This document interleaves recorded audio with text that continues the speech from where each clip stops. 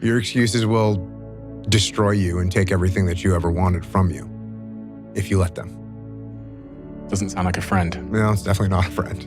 It's definitely not a friend. It can seem like a friend, just like your friend that keeps feeding you drinks at the bar can seem like a friend, but are they really helping you in any way, shape, or form? No, they're not. They're not. So when your excuses make you feel a little bit better about the fact that you didn't execute on what you needed to execute on, then they can make you feel better, but they're not helping you. They're not helping you at all. What have you learned about how to deal with and overcome fear? Go. Yep. It's you, when all that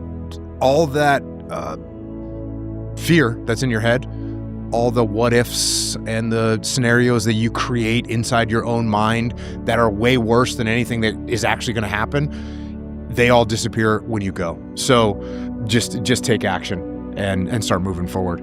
And that is the moment that can last 1,000,000 years, is waiting to go.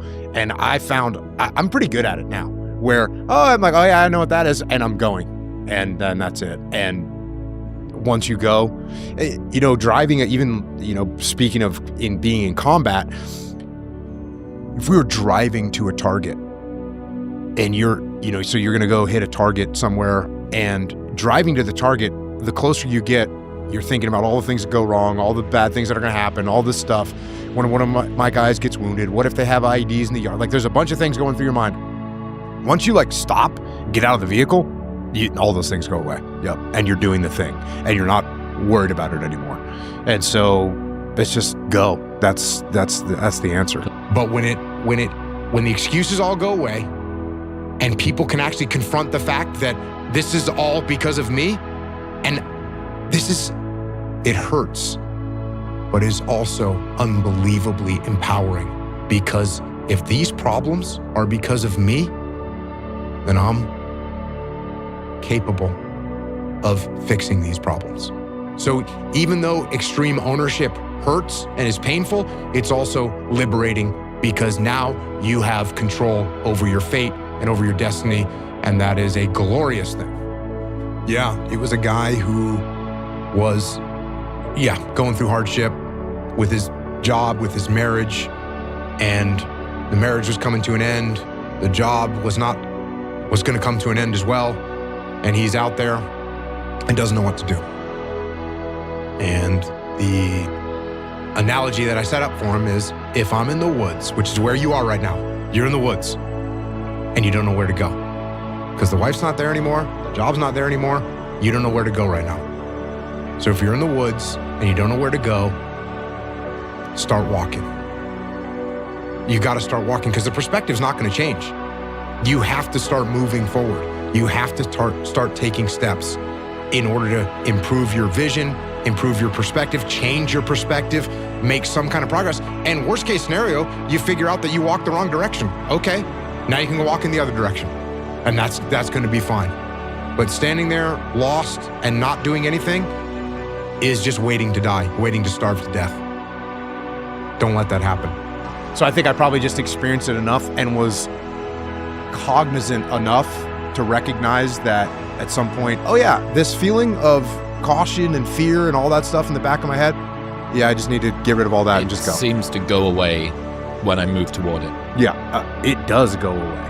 It 100% goes away.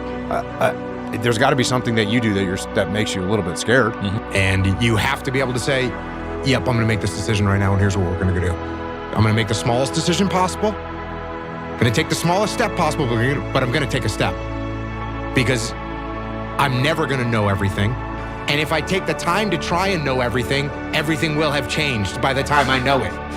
So I'm going to absolutely take that step and take that action. I mean, that's a metaphor for life as well, because there's a lot of people trying to get to 100% certainty, whether to leave the job or the marriage or start the business, and they're struggling maybe at 60, 70, maybe 80, 90% certainty. But for some reason, we seem to need, certainty. That's why I use what I call the iterative decision-making process. I'm only to take small steps. So Am I trying to leave I don't like my job. I'm miserable there. Okay. Does that mean I walk in tomorrow morning and say, hey boss, I hate it here, I quit? No, it doesn't mean that. It means I say, okay, I'm gonna start putting my resume together. I'm gonna start checking out LinkedIn. I'm gonna start seeing what qualifications I might need that could improve my ability to get a new job. Once I've done that, I'm gonna start sending out my resume. I'm gonna start building some relationships with some people. And now I look up and I get another job offer. So I didn't make a crazy short-term emotional decision. I made a slow, progressive, iterative decision-making process that led me from a situation that I didn't like to an opportunity that seems more promising. And this could apply to just about anything. I wrote a kid's book called Mikey and the Dragons, and the story is, spoiler alert, the kid, his dad is the king, his dad dies, the kid now has to defend the village from the dragons. And he's scared because he's only a little kid and he can't pick up the sword and he can't pick up the shield, it's too heavy. But he's the kid, he's the son of the king, he's the prince, he's got to go fight the dragons. And he gets a note from his dad that says, hey, stand up, go attack the dragons, you'll see that there's nothing to be afraid of. And he gets up there and enters the dragon cave, and guess what? The dragons are little tiny cute dragons. But his fear is the same fear that we all build up for whatever that thing is, whether it's going on stage or whether it's jumping out of an airplane or whether it's taking risk with some kind of a business situation. Well, the more you sit there and think about it, the worse it's going to get in your own head. Extreme ownership is, this went wrong, this failed, didn't accomplish this, and it's not the fault of my boss, it's not the fault of my girlfriend, it's not the fault of my parents, it's not the fault of the weather, it's my fault. And I'm gonna take ownership of it and I'm gonna fix it. That's what extreme ownership is. And this is a very difficult thing to do because it hurts.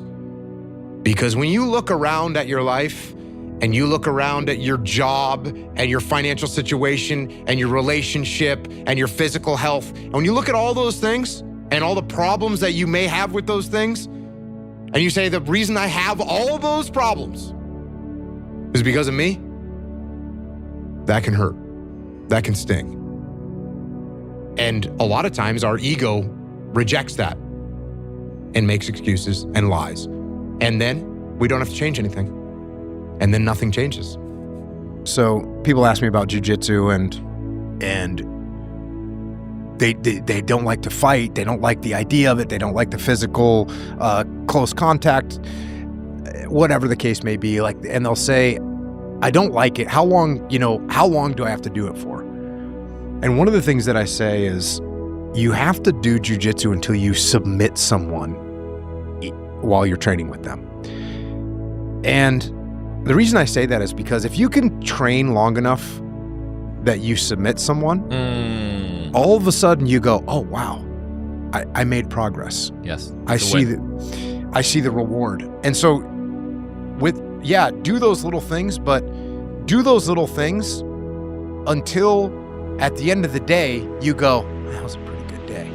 Because if you just get up and, okay, well, I got out of bed and Chris said get out of the bed, but I still freaking don't like, I still feel like crap, right? Okay, well, get out and do a little bit more and do a little bit more and do a little bit more and do a little bit more. And you can stop when you get to the end of the day and you go, okay, you know what? Today was a pretty freaking cool day and I feel good. Then if you want to go back to living in the hole and ordering Uber Eats, go ahead. But at least give me the effort to make yourself have a good day. Why does discipline equal freedom? Because the more discipline you have in your life, the more freedom you will end up with. So if you lack the discipline to exercise and eat healthy, you will end up being a slave to disease. If you lack the discipline to work hard, save your money, you will end up a slave to finances. If you lack the discipline to manage your time correctly, you will end up with no free time. if you have self-discipline, if you have the discipline to save your money and work hard and invest your money properly, if you have the discipline to manage your time correctly and not waste a bunch of time, if you have the discipline to exercise and eat healthy, you will end up with freedom. And I know it's a counterintuitive, it's contrarian, but I've seen this over and over and over again. If you want freedom in your life, you have to have discipline. Unlike a team where no one takes ownership of the problems and therefore the problems never get solved, with us, everyone took ownership of their mistakes. Everyone took ownership of the problems. And when a team takes ownership of its problems, the problems get solved. And that is true on the battlefield, it is true in business, and it is true in life. So I say, take ownership. Take extreme ownership. Don't make excuses. Don't blame any other person or any other thing. Get control of your ego. Don't hide your delicate pride from the truth. Take ownership of everything in your world, the good and the bad. Take ownership of your mistakes, take ownership of your shortfalls, take ownership of your problems, and then take ownership of the solutions that will get those problems solved. Take ownership of your mission. Take ownership of your job, of your team, of your future, and take ownership of your life.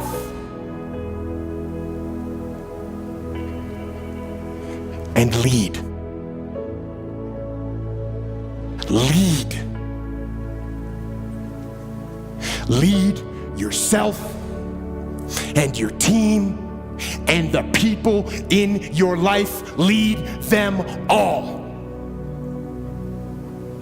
to victory. Thank you.